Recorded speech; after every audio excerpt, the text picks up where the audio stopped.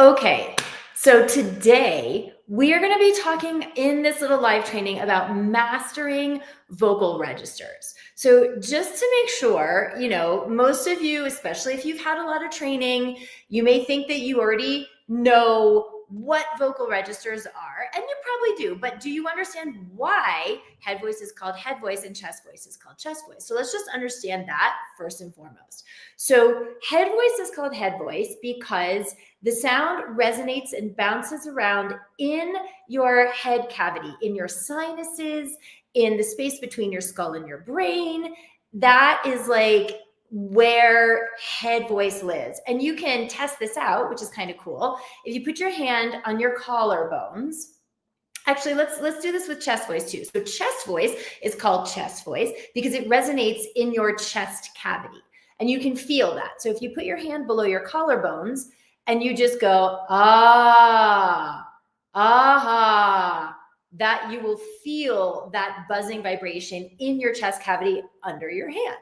Now, if you use head voice, if you go, woohoo, you're not going to feel that buzzing in your chest cavity because this is head voice and it's bouncing. Those vibrations are bouncing around between your skull and your brain, in your sinuses, in all of this part of your skull. Okay. So that's why head voice is called head voice and chest voice is called chest voice. Let's just understand that unequivocally. Okay. It's describing where the sound resonates. Now, if we're going to talk about transitioning between registers, well, first of all, I see a bunch of you watching who has problems transitioning between registers, transitioning between head voice and chest voice. Tell me in the chat. Does it give you anxiety? Do you get like, oh my God, here comes my quote break? Do you get that sense of fear going from chest voice to head voice or vice versa, going from head voice back down to chest voice? I feel you. I get it. And most of the time, the biggest reason that singers have trouble transitioning smoothly between registers and mastering the entire continuity of their range is because the way that they're using their support and the way that they're using their inside resonance space, meaning soft palate space, changes when they change registers. So they're using one kind of support and space for chest voice. And then as they approach their transition, they hit the brakes either because they're scared or because they are unsure of the strength of their head voice. Either way, they change the consistency of their support and the space that they're using.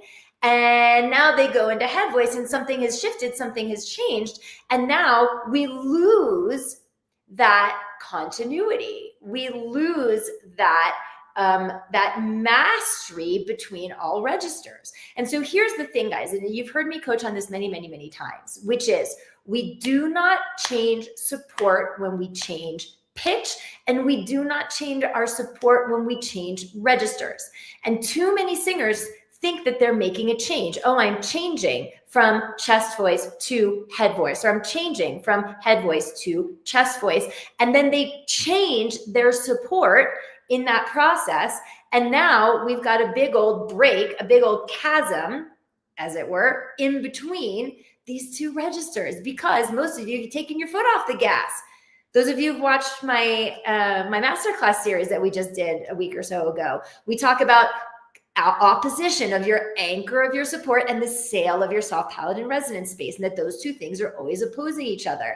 And too many singers, when you approach transition from one register to another, interrupt that opposition of anchor and sail. And that interruption is what creates this break that so many of you feel.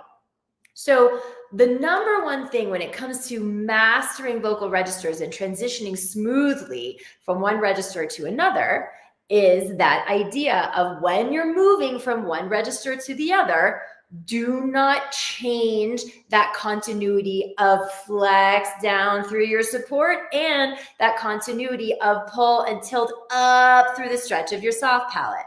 So that's concept number one. Really, I can't stress this enough, okay? Concept number two when it comes to mastering vocal registers is that too many singers spend all of their time only in one register. And then the other register is just not strong. It's weak. So singers who spend a lot of time in chest voice, a lot of contemporary singers, pop singers, that's not a blanket statement, but singers who don't really sing up in the highest part of their range. Okay, they have a very strong sense of their chest voice, and they practice there, but their head voice is not as strong. It doesn't have the same kind of grounded support and inside resonance space because they just don't use it. You think about a muscle that you lifting weights and all the time that you're using, that muscle is going to get strong. Singers who do not use their head voice, they push their chest voice up as high as they can go. They don't use it because they're scared of it, or it feels weak to them. It feels like two different voices. How many of you feel like you have two different voices? You have this like really awesome, strong chest voice. And then when you go into head voice, it feels like a completely different voice. It feels either maybe weaker or lighter or thinner. Tell me in the chat, does anybody experience this? I see we have a lot of people watching live. I'm curious. Who feels this? Where it's like really strong down here, and then as you go up, it goes to here, and it's really weak, right? Okay, and that's because, number one, you're not maintaining the continuous support that you were using in chest voice. When you go to head voice, you pull off the gas to get up there, and then it feels weak, you don't like it, and so you don't use it. And then it becomes weaker because you don't use it, and you feel more insecure because it doesn't sound as strong as your chest voice, so you don't use it. And then it perpetuates this cycle, okay? So, and the same thing can happen with singers who maybe just use their head voice and they're intimidated, or they haven't found the strength of their chest voice. It's the same problem, just in the opposite register.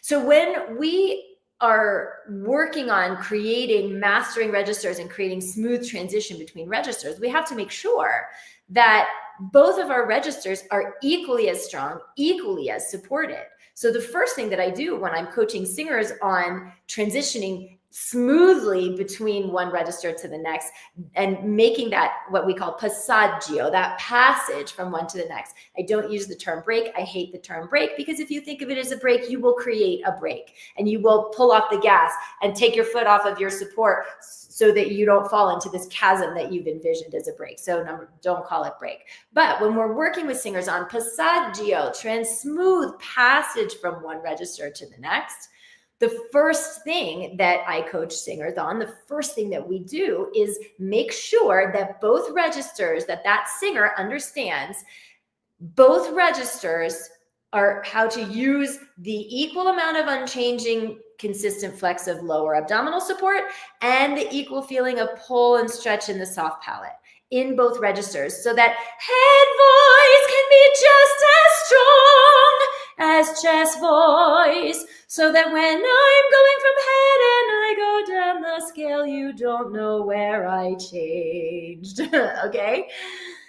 I can do that, and you have no idea where I transitioned. There is no break, because my head voice is just as strong as my chest voice, and I've learned how to transition between one and the other without changing my support and my soft palate stretch.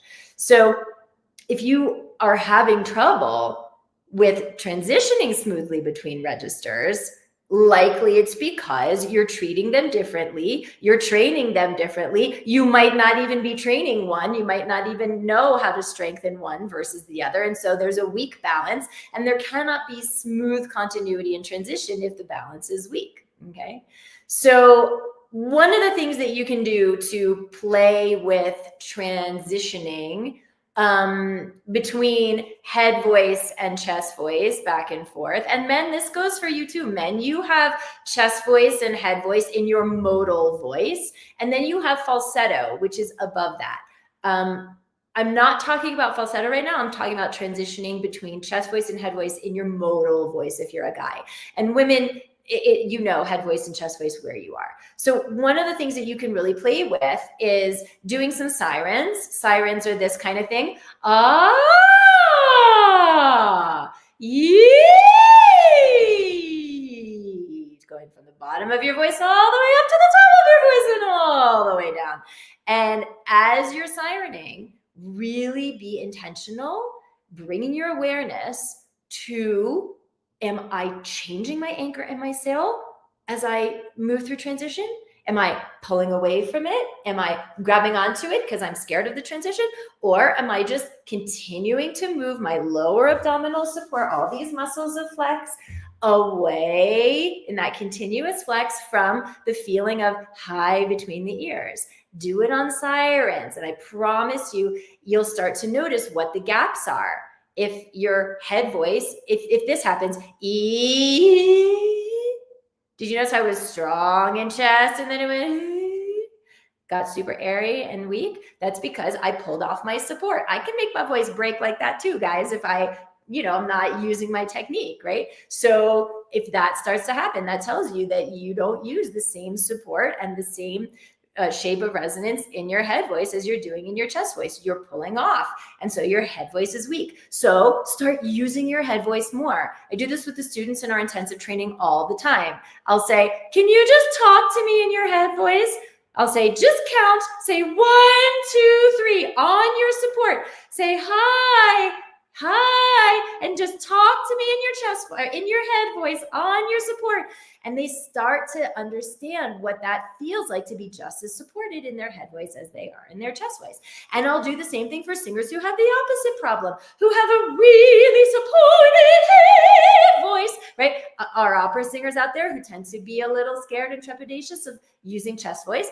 And we'll do the same thing. I'll say, aha, like on your support. 1, 2, 3. Talk with long vowels. And they start to feel what it feels like to be in the open channel and support of their chest voice. That is the same thing they're used to using in the head voice. They just take their foot off the metaphorical gas in their support and their opposition when they get to chest, and then it all collapses, right? So making sure, guys, if you want to have smooth transition between registers, master your vocal registers so that it sounds like one voice, then you must, before you do anything else, strengthen each register individually. Then we can talk about mixing. Then we can talk about smooth transition. It's never going to be smooth if one is always stronger and one is always weaker. So that's what I want you guys to take away for today. I see we have some questions in the chat. Harsh, share some laryngeal massage techniques.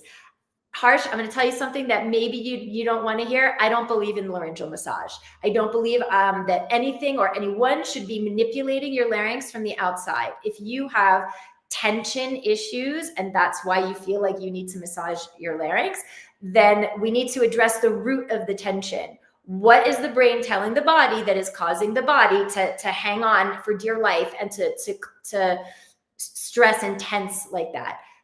So me personally, again, this is just my personal opinion. There may be others who disagree with me. I don't do laryngeal massage. I don't advocate it because I think it's a Band-Aid on a mosquito bite, meaning it might feel good for a second and then you go back to singing. And if you haven't addressed the root of the tension, you're just going to create all that tension again. And it just becomes a vicious cycle. Let's see. Sean was asking, does vibrato come from the chest? No. Vibrato is created by the exact right volume of air passing through the cords and the exact right velocity of air passing through the cords. And the exact right, that creates what we call subglottal pressure, the exact right amount of subglottal pressure and the exact right amount of what we call supraglottal pressure, the air pressure, how the air spins above the epiglottis, which is where your larynx is, and the exact right subglottal pressure that comes from the air. And all of this is controlled by what? By your support and how you use this or not. So that's vibrato. Let me see. Did I see other questions? Let me make sure I'm not missing them. Okay. So guys, play around with your range and your registers today. And as you do it, do some sirening and really pay attention to ask yourself the question. You're going to follow your opposition your high soft palate and your low anchoring of support. You're going to follow your opposition as you siren and see if you can tell when you either want to stop and hold, or when that opposition collapses and support pumps up instead of flexes down, when soft palate, descends. And, good. This is all, guys, Sean was asking about muscle memory. I mean, you start to gain a muscle memory of what it feels like to be in your opposition and what it feels like to sabotage it. And so, muscle memory does come into play, but first you got to notice what you're doing. When are you pulling off and changing your opposition and your support as you transition through your registers? When is that continuity consistent? Yeah. And then you'll have a much better reliability of moving through your range, so that you don't get this quote break. But first things first, start to notice if one register is less trained and weaker than the other, and get on that first. All right, guys, it's been awesome. Glad to talk to you today and geek out on mastering vocal registers. And I see Harsh has one more question. Let me answer that before we go. The anatomy of larynx or possible root cause of why there's tension in the larynx. Okay, Harsh, I want you to go into my YouTube channel, and I want you to Google in my YouTube channel, search tension. I've got a ton of videos that explain why you have tension when you sing. The anatomy of the larynx, like you can just go look that up on Google and you can see, anatomical, diagrams of your larynx. But tension is not about anatomy or something specific or wrong with anatomy. Tension is the body's reaction to some thought in the mind that has created a tense reaction, a need to force, a need to prove, an insecurity, a need to control. Tension up here is 99.9% of the time created by lack of support down here. Because when the sound and the air is not being supported by what should be supporting it, namely all of the abdominal muscles that should be, lowering to keep the diaphragm low. When that doesn't happen, other parts of the body, namely throat, sometimes jaw, sometimes tongue, come in to compensate, to try to support the sound in the absence of what should be supporting it. The other reason that this happens is because when a singer does not have rock solid breath support, then most of the time they're flooding, they're pushing the too much air, and the body is like, whoa, too much air moving. Like inherently, that you can't make the sound that you need. It's too much air. And so to mitigate that, oftentimes the muscles around the neck, they create a dam, and they tense and they constrict and they tighten to create a dam to prevent this massive flood of air that's coming through, because the singer is not supporting their air and supporting their sound the right way. So definitely go look around my channel. And if you search within my channel for tension and also for breath support, there's a ton of content around there. You guys, it's always support, always. Like so many times I make a joke, singer come in and they're like, it's because I'm eating dairy. No, it's because your breath support sucks. Oh, it's because I slept in air conditioning. No, it's because your breath support isn't working for you. Oh, it's like my unique anatomy. Probably not. It's because your breath support isn't working. You guys, that is the thing. That is the thing most of the time. So grab a teacher, get on your support. Can work with us through our vocality lab, can work with us through our intensive training program, but don't continue to sing with the amount of tension that you have if you're experiencing that. If you're experiencing, discontinuities throughout your range, because unfortunately, you can cause harm. That's how vocal injuries happen. That's how nodes happens. That's how vocal hemorrhage happens. That's how vocal paralysis happens. It's because the singer is putting way too much pressure on their instrument because they're not supporting it properly. And then these vocal injuries happen. So it's no joke, get on it. All right, guys, it's been real. Thank you for letting me come in and geek out on vocal registers and transitioning between registers. And I will see you next time. Bye, guys.